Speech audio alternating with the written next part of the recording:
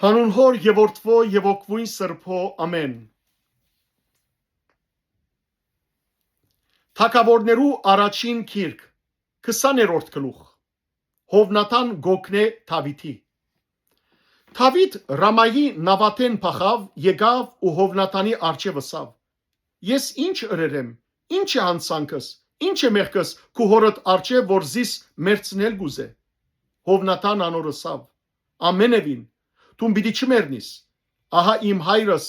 մեծ կամ բզդիկ բանը չներ առանց ինձ իմացնելու։ Իմ հայրս ինչու այդ բանը ինձ պիտի պահե, այդպիսի բան չկա։ Իսկ Դավիթ երթումալ ըրավ եւ ըսավ. քու հայրդ ըստուկաբես գիտե, թե ես առջևդ շնորհ կդածեմ, ուստի գսե Հովնաթան ասիգա թող չգիտնա, որ չվշտանա, բայց դերը գաբրի եւ քու անցդ գաբրի, իմ ու մահվան մեջտեղ միայն մեկ քայլ մնացեր է։ Հովնաթան Դավիթի ըսավ. ինչ որ անցդ ուզե պիտի անեմ քեզի համար։ Դավիթ Հովնաթանի ըսավ. ահա վաղը ամսակլուխ է, եւ պետք է որ թագավորին հետ ուդելու համար սեղան նստիմ, սակայն արցագեզիս, որ մինչև երրորդ օրվան իրիգունը թաշտին մեջ բահվդիմ։ Եթե հայրդ զիս պնդրե, ըսե. Դավիթ ինձ մեջ շատ խնդրեց, որ իր քաղաքը Փեթլեհեմ երթա աջաբարանքով, քանի որ իր ամբողջ ասկադոմին դարեգան զոհը պիտի լահոն։ Եթե էսե, լավ, քուզարատ խաղաղություն պիտի ունենա, բայց եթե շատ փորփոքի, քիծիր թե ան որոշեր է չարիք ընել ինձի։ Ուստի գարեկցությամբ վարվեց Զարայիթ հետ, քանի որ թուն դիրոջ անունով ուխտ գնկեցիր Զարայիթ հետ։ Իսկ եթե իմ վրաս հանցանք մը գա, թուն մերցուր զիս, ինչու զիս հորդ տանիս։ Հովնաթան ըսավ. հերու ինձ մե որ ըստուկաբես գիտնալով թե հայրս որոշած է վրա չարիք բերել, քեզի չիմացնեմ։ Դավիթ Հովնաթանի ըսավ. հաբա եթե հայրդ քեզի խստությամբ պատասխանե, ով ինձ պիտի իմացնե։ Հովնաթան Դավիթի ըսավ. Եգուր դուրս ելենք դեպի դաշտը, ու երկուքն ալ դուրս ելան դեպի դաշտը։ Հովնաթան Դավիթի ըսավ. դերը Իսրայելի Աստվածը վգա է, վաղը այս ադեն կամ մյուս օր, եթե հայրս քննելով դեսնեմ թե Դավիթի համար բարիք կա եւ նույն ադեն մարդ չղրգեմ ու քեզի չիմացնեմ, դերը Հովնաթանի այսպես եւ ասկե ավելին ընե, բայց եթե հորս հաջելի է լա քեզի չարիք մնել, ադիգայալ քեզի պիտի իմացնեմ ու քեզ պիտի արցագեմ, որբեսի խաղաղությամբ երթաս։ Դերը քեզի հետ լա, ինչպես իմ հորս հետ էր։ Ոչ միայն ողջ եղած ադենս գարեկցությամբ վարվե ինձի հետ, որբեսի չմեռնիմ, հաբա քու գարեկցությունդ իմ դունես հավիտյան մի գտրեր, նույնիսկ եւ դերը Դավիթի թշնամիներեն յուրաքանչյուրը երկրակունդի մագերեսեն բնաչին չէ։ Հովնաթան Դավիթի դան հետ թաշին կնքեց եւ ըսավ. դերը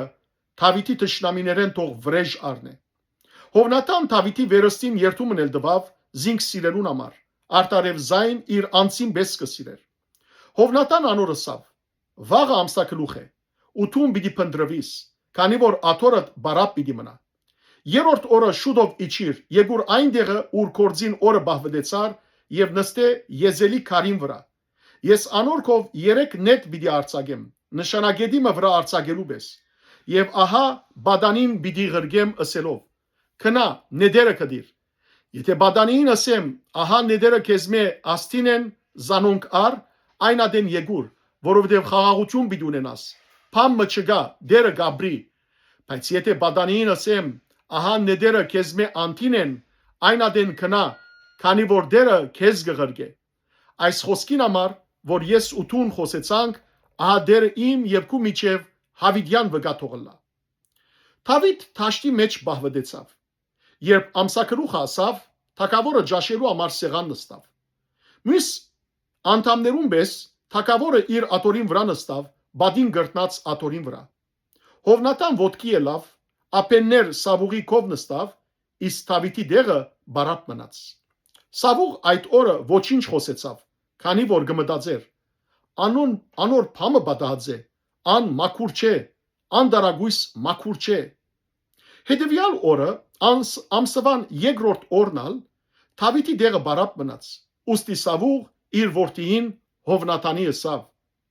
Հեսեի որդին ինչու երեգավ այսօր գերագուրի չեկավ։ Հովնաթան Սավուղի պատասխանեց. Դավիթ ինձ մեզ շատ խնդրեց, որ Փեթլեհեմ երթա ու ըսավ. գաղերսեմ արցագեզիս, քանի որ այդ քաղաքի մեջ մեր ասկադոհմը զոհ գնե եւ իմ եղբայրս ինք ինձի պատվիրեց հոն ըլլալ։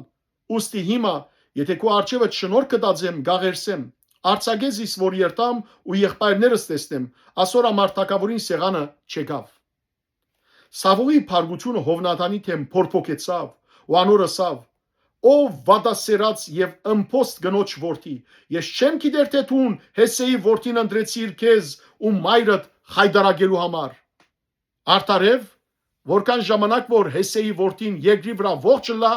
դու պիտի չհաստատվիս, ոչ ալ քու թակավորությունդ, ուստի հիմա մարդ ղրգե ու զայն ինձի պեր, քանի որ ան մահվան արժանի է։ Հովնատան իր հոր Սավուղի պատասխանեց եւ անոր ասավ. Ինչու պիտի մերցվի, անիգա ինչ ըրավ։ Սավուղ նիզակը նետեց իրեն, որբեսի զինք զարնե։ Այն ադեն Հովնատան գիտավ, թե իր հայրը որոշեր է Դավիթը մերցնել։ Հովնատան փորփոքած փարգությամբ սեղանեն ելավ եւ ամսվան երկրորդ օրը չջաշեց։ Արտարև Դավիթի համար վշտացավ, որովհետեւ իր հայրը զայն խայդարագեր էր։ Հովնատան հաջորդ արդուն թաշտը գնաց, ինչպես Դավիթի հետ ժամանակ որոշեր էր։ Իրեն հետ բզդիկ բադանի մգար։ Իր բադանին ասավ. այժմ վազե եւ կդիր իմ արցակած նեդերս։ Մինչ բադանին գվազեր, ինք նեդը անգի անտին արցակեց։ Երբ բադանին Հովնատանի արցակած նեդին դեղը գնաց, Հովնատան բադանին յետվեն բորալով ասավ. նեդը քեզմե անտին է։ Նաեւ Հովնատան բադանին յետվեն կորած. շուդր է, արդորա, մի գենար։ Հովնատանի բադանին նեդեր հավաքեց եւ իր դիրոջ քով եկավ։ Բայց բադանին ոչինչ գիտեր այս բանը միայն Հովնատան ու Դավիթ գիտեին։ Հովնատան իր զենքերը իր բադանին տվավ եւ անոր ասավ. Քնա, քաղաքը դար։ Երբ բադանին քնաց, Դավիթ հարավային կողմեն գանկնեցավ, դեմքին վրա քեդին ինգավ ու 3 անգամ երկրվակեց։ Զիրար համբուրեցին եւ իրարու վրա լացին, մինչեւ որ Դավիթ չափեն ավելի շատ լացավ։ Հովնատան Դավիթի ասավ. քնա խաղաղությամբ, ինչպես երկու քսալ դիրոջ անունով երթումրինք եւ ասինք. դերը իմ ու քու միջև եւ իմ զարմիս ու քու զարմիտ միջև վգալա Հավիտյան։ Հետո Դավիթ գանկնեցավ եւ քնաց։ Հովնատանալ քաղաքը վերադարձավ։ Փառք ես Տեր Աստված մեր։ Ամեն։